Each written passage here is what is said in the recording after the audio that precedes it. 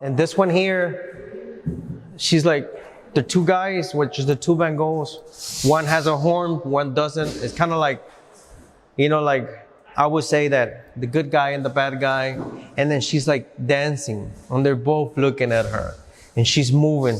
But remember how we always go back into beauty's in the eye of the beholder? She has a little bit of a belly herself, and she's not your typical female. She's wearing pants, she's wearing boots, but she's beautiful. And then there's these two characters, glazing at her. Who's gonna win who? And it's the same character as Van Gogh himself. And that gets me back to like how an artist thinks, like, should I paint this? Should I paint that? Which painting do I like the most? At the end of everything, they both came from one source. So I like to play with that. And in this series and in the Toulouse-Lautrec series, you're gonna see that there is paintings and then there's collage of the same book over another image. And it's a way of combining.